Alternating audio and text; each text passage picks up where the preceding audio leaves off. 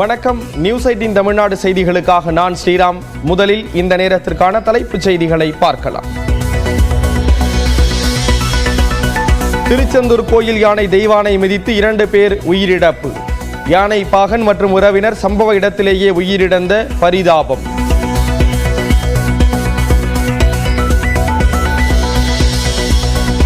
Selfie எடுத்ததுடன் வரட்டுமா என தட்டியதால் பாகனின் உறவினரை தாக்கிய திருச்செந்தூர் கோயில் யானை.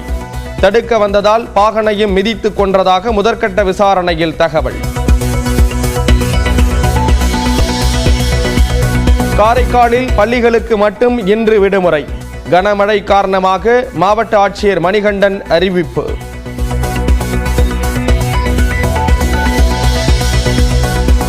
மயிலாடுதுறை, திருவாரூர், நாகை, தஞ்சை உள்ளிட்ட மாவட்டங்களில் இன்று கனமழை பெய்யும். புதுக்கோட்டை, ராமநாதபுரம், சிவகங்கை, நெல்லை, கன்னியாகுமரியிலும் கனமழைக்கு வாய்ப்பு. மாநிலங்களுக்கான நிதி பகிர்வை 41 விழுக்காட்டிலிருந்து 50 விழுக்காடாக அதிகரிக்க வேண்டும். மத்திய அரசின் 16வது நிதிக்குழுவிடம் முதலமைச்சர் மு.க. ஸ்டாலின் வலியுறுத்தல்.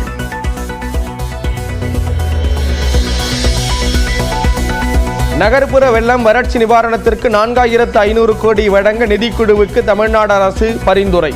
கடலோர மேலாண்மைக்கு 1000 கோடி ரூபாயை ஒதுக்க கோரிக்கை.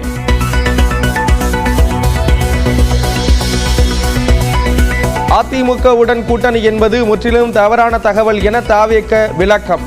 அடிப்படை ஆதாரமற்றது என்றும் பொதுச் செயலாளர் ஆனந்த் அறிக்கை.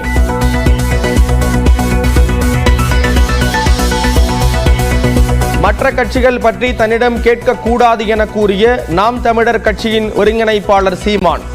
அதிமுகவுடன் விஜயின் தவேக கூட்டணி இல்லை என்ற கேள்விக்கு கரகட்டக்காரன் பட காமெடியை கூறி கிண்டல்.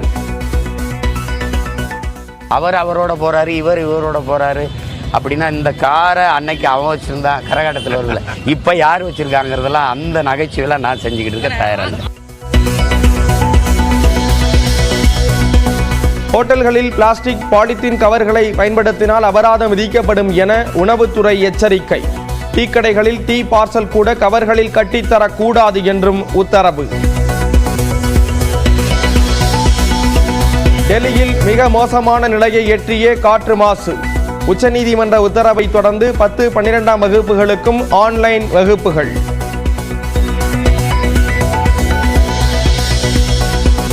திருப்பதிக்கு வரும் பக்தர்களின் கூட்டத்தை AI தொழில்நுட்பம் மூலம் கண்காணிக்க ஏற்பாடு. 3 மணி நேரத்தில் ஏழுமலையானை வழிபட நடவடிக்கை எடுக்கப்படும் என அறங்காவலர் குழு தகவல். பிரேசில் G20 மாநாட்டில் அமெரிக்க அதிபர் பைடனை சந்தித்த பிரதமர் மோடி. பைடனை சந்திப்பது எப்போது மகிழ்ச்சி என்றும் எக்ஸ் தளத்தில் பதிவு. மகாராஷ்டிரா மற்றும் ஜார்க்கண்டில் ஓய்ந்தது தேர்தல் பரப்புரை.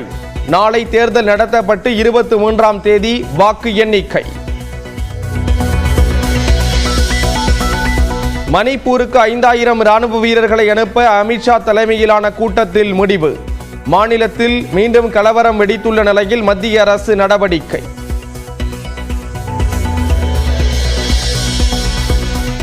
புழல் சிறையில் அடைக்கப்பட்டுள்ள கஸ்தூரிக்கு எண் ஒதுக்கீடு. சம்மனை அனுப்பாமல் கைது செய்யப்பட்டுள்ளதாக வழக்கறிஞர் குற்றச்சாட்டு. ஈரானின் அணுசக்தி திட்டங்களில் குறிப்பிட்ட பகுதியை இஸ்ரேல் தாக்கியதாக அந்நாட்டு பிரதமர் நெதன்யாகு ஒப்புக்கொண்டார். ஈரானின் ஆதரவு பெற்ற ஹிஸ்புல்லா அமைப்பின் தலைவரை இஸ்ரேல் கொண்டதால் இரு நாடுகளுக்கிடையே மோதல் போக்கு ஏற்பட்டது. கடந்த மாதம் 1ஆம் தேதி இஸ்ரேல் மீது சுமார் 180 ஏவுகணைகளை ஏவி ஈரான் தாக்குதல் தொடுத்தது. இதற்கு பதிலடியாக கடந்த மாதம் 26ஆம் தேதி ஈரான் மீது இஸ்ரேல் கண்மூடித்தனமான தாக்குதல் நடத்தியது. நிலையில் இஸ்ரேல் நாடாளுமன்றமான கனஸ்டில் பேசிய நாட்டு பிரதமர் நெதன்யாகு ஈரானின் அணுசக்தி திட்டங்களில் குறிப்பிட்ட பகுதி தாக்கப்பட்டதாக கூறினார். இதில் மறைப்பதற்கு எதுவும் இல்லை என்று கூறிய அவர் இத்தாக்குதலால் ஈரானின் பாதுகாப்பு மற்றும் ஆயுத உற்பத்தி பாதிக்கப்பட்டதாகவும் தெரிவித்தார். அதே சமயம் இந்த தாக்குதல் ஈரானின் அணு ஆயுத தயாரிப்பை தடுக்காது என்றும் நெதன்யாகு விளக்கம் அளித்தார். இந்நிலையில் இஸ்ரேல் தாக்குதல் பெரிய அளவில் பாதிப்பை ஏற்படுத்தவில்லை என்று கூறிய ஈரான் பிராந்திய அமைதி மற்றும் பாதுகாப்பில் பொறுப்புணர்ந்து தாங்கள் செயல்படுவதாக குறிப்பிட்டுள்ளது. அமெரிக்காவின் நீண்ட தூரம் பாய்ந்து தாக்கக்கூடிய ஆயுதங்களை உக்ரைன் பயன்படுத்த அனுமதி வழங்குவது போரை மேலும் தீவிரப்படுத்தும் என்று ரஷ்யா எச்சரித்துள்ளது. ரஷ்யாவிற்கு எதிரான போரில் உக்ரைனுக்கு ஆதரவாக உள்ள அமெரிக்கா ஆயுதங்கள் மற்றும் நிதி உதவிகளை செய்து வருகிறது. இந்நிலையில் பைடனின் பதவிக்காலம் முடிவடைய உள்ள நிலையில் அமெரிக்காவின் அதிபயங்கர ஆயுதங்களை உக்ரைன் பயன்படுத்த ஜெலன்ஸ்கி அனுமதி கேட்டு வருவதாக கூறப்படுகிறது. இதற்கு பைடனும் ஒப்புதல் அளித்ததாக தகவல் வெளியான நிலையில் ரஷ்யா தரப்பில் கடும் கண்டனம் தெரிவிக்கப்பட்டுள்ளது.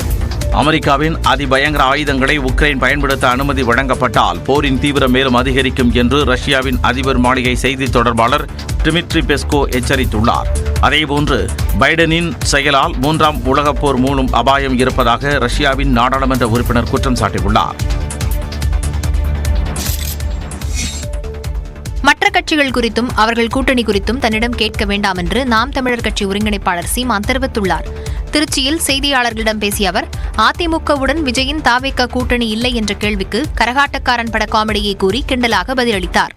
அதை நீங்க என்னட்ட கேட்கணும், என்ன செய்யணும்? அவரோட போறாரு, இவரோட போறாரு அப்படின்னா இந்த காரை அன்னைக்கு அவன் வச்சிருந்தா கரகாட்டத்தில் வரல, இப்ப யார் வச்சிருக்காங்கிறதெல்லாம் அந்த நகைச்சுவையெல்லாம் நான் செஞ்சுக்கிட்டு இருக்க தயாராக. திமுகவும் பாஜகவும் நேரடியான கூட்டணியில் இருப்பதாகவும் சீமான் விமர்சித்தார். நீங்க அம்மையார் ஜெயலலிதாவுக்கு வெளியிட்டீங்க கூட்டணியில் இருக்கும்போது, ஆனா பாரதிய ஜனதா வரல. கூட்டணியில் இருக்கும்போதே வரல. நாங்க கூட்டணியில் இல்லை, ஆனால் எங்களுக்காக ராஜ்நாத் சிங் வந்து வெளியிடுறாங்க, அந்த அரசே வெளியிடுது எங்க அப்பாவுக்கு காசு அப்படின்னு. இதுல இருந்து தெரிஞ்சுக்கங்க, கூட்டணி வைத்திருந்தும் வரல பிஜேபி, கூட்டணி வைக்காமலே வருது திமுகவுக்கு. கூட்டணி என்பது தற்கொலைக்கு சமமானது எனவும் 2026 தேர்தலிலும் தனித்துதான் போட்டி எனவும் சீமான் தெரிவித்தார். சில்வர் பேப்பர் மற்றும் பிளாஸ்டிக் கவர்களில் உணவு பார்சல் செய்தால் கடையின் உரிமம் ரத்து செய்யப்படும் என உணவு பாதுகாப்புத்துறை எச்சரிக்கை விடுத்துள்ளது. உணவு பாதுகாப்புத்துறை சட்டத்தின்படி பார்சல் உணவுகளை பிளாஸ்டிக் மற்றும் சில்வர் கவரில் பயன்படுத்த தடை விதிக்கப்பட்டுள்ளது.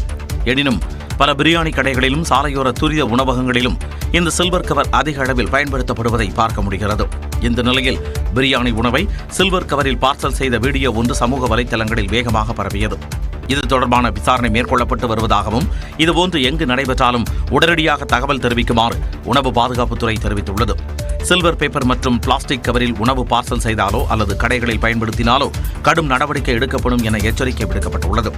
குழம்பு வகைகள், டீ, காஃபி போன்றவைகளை பிளாஸ்டிக் கவரில் கட்டி கொடுத்தால் கடையின் உரிமம் ரத்து செய்யப்படுவதுடன் கடைக்கு சீல் வைத்து 5000 ரூபாய் அபராதம் விதிக்கப்படும் என தெரிவிக்கப்பட்டுள்ளது.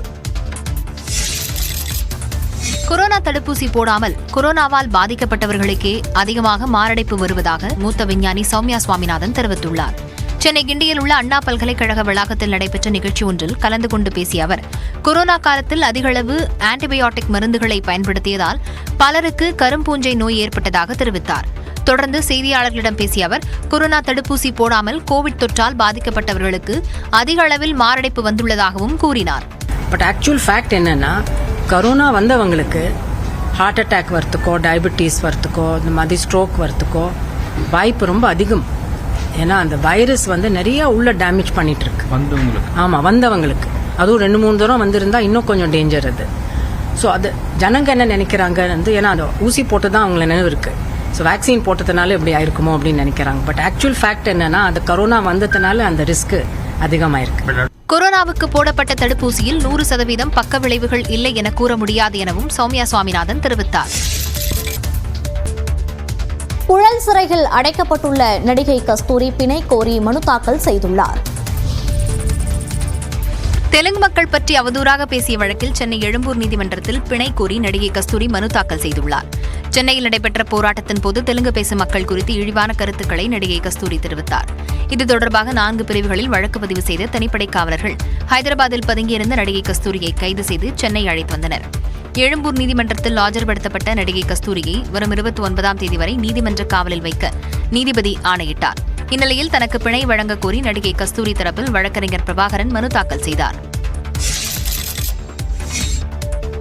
புழல் சிறையில் அடைக்கப்பட்டுள்ள நடிகை கஸ்தூரிக்கு 644 798 என்ற விசாரணை கைதிக்கான எண் கொடுக்கப்பட்டுள்ளது. தெலுங்கு மக்கள் குறித்து அவதூறாக பேசியதாக வழக்கு பதிவு செய்யப்பட்ட நிலையில் ஹைதராபாத்தில் பதுங்கியிருந்த கஸ்தூரியை தனிப்படை காவல்துறையினர் சனிக்கிழமை கைது செய்தனர்.